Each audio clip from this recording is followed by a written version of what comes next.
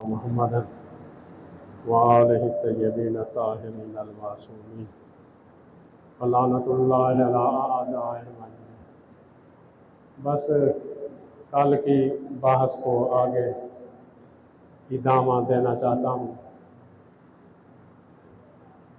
कल जहाँ तक नमाज के सिलसिले में अल्लाह अल्लाहु अकबर का मफ़हूम आपकी खिदमत में अर्ज़ किया था।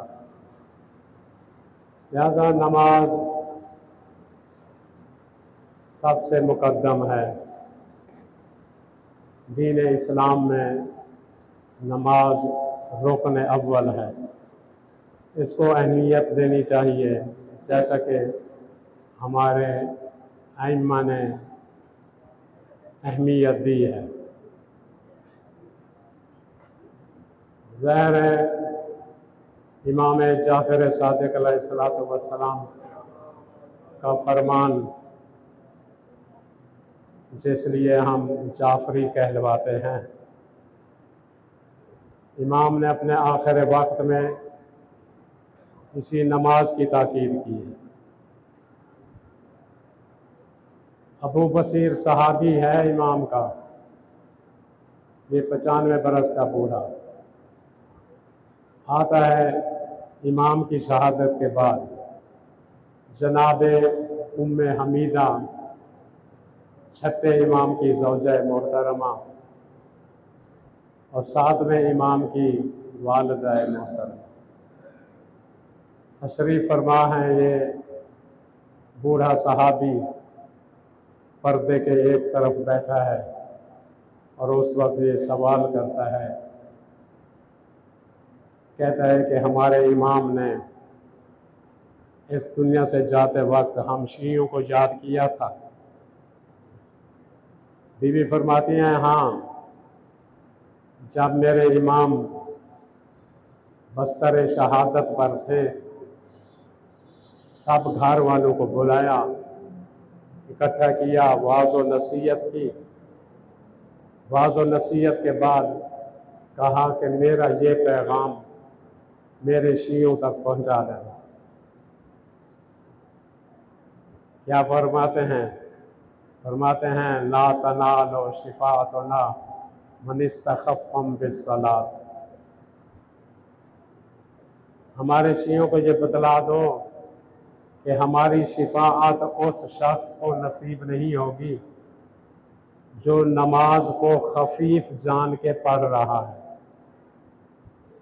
गोया के इमाम ने शिफाअत का दरवाज़ा ही बंद कर दिया बेनमाजी के लिए कि हम हर एक की शिफाअत कराएंगे, हर एक का बाजू थामेंगे, हम बरोज़े माशर हर एक की शिफाअत कराएंगे, लेकिन जो नमाज को हकीर जान के पढ़ रहा है उसकी हम शिफाअत नहीं कराएंगे। तो मालूम ये हुआ कि नमाज इतनी अहम है, रुकने दीन है। बस नमाज की रिवायत के अल्फाज हैं कि नमाज एक मुजस्सम सूरत इख्तियार कर लेती है, एक जिस्म की सूरत इख्तियार कर लेती है। तजस्सुम में आमाल की बहस आपने पढ़ी होगी या सुनी होगी। हमारे ये जितने आमाल हैं जिस्म की सूरत इख्तियार कर लेते हैं। मतलब नमाज भी एक सूरत, अगर नमाज की शक्ल सूरत नूरानी है, जब ऊपर परवाज़ करती है तो फिर पढ़ने वाले को दुआएं देती है। कहती है, ऐ शख्स, तूने मुझे नूरानी किया, खुदा तुझे नूरानी तर करे। खुदा न खास्ता लाउबाली वाली नमाज, बग़ैर तवज्जो वाली नमाज, तो वो जब ऊपर परवाज़ करती है उसकी शक्ल सूरत स्याह हो जाती है और वो पढ़ने वाले को बद दुआ देती है, जिस तरह तूने मेरी शक्ल सूरत को स्याह किया है। लिहाजा नमाज इंतहाई मुहिम है, रुकने दीन है। इसलिए कल का फरमान वही अर्ज़ करता हूँ। इमाम अली अलैहिस्सलाम फरमाते हैं, ला खैरा फी सलाअतिन ला खुशू आफी है। खुशू व खुजू क्या है? खुशू व खुजू यानी तवाज़ो इनकिसारी, और तवाज़ो इनकिसारी ऐसी हो और उसके मोहब्बत और खौफ के दरमियान हो, या रिजा और खौफ के दरमियान हो, ऐसी इबादत हो। रिजा किसे कहते हैं? उम्मीद। खुदा की बारगाह में रहमत की उम्मीद भी हो और अजाब का खौफ भी हो। अब मालूम नहीं, इबादतें तो कर रहे हैं, नमाज पढ़ रहे हैं, मालूम नहीं हमारी इबादत कबूल भी है या नहीं। यहाँ खौफ और रिजा मतलूब, यानी मोहब्बत हो, मोहब्बत के साथ खौफ भी हो, मोहब्बत वाली नमाज भी हो और साथ खौफ भी हो। रिवायत के अल्फाज हैं कि उम्मीद कैसी हो और खौफ कैसा हो। फरमाते हैं खुदा की बारगाह में रहमत की उम्मीद इतनी हो कि अगर ऐलान हो जाए अल्लाह की तरफ से, फरिश्ते आकर निदा दे दें कि इस दुनिया में सिर्फ एक आदमी बख्शा जाएगा, बाकी सब जहन्नम में जाएंगे।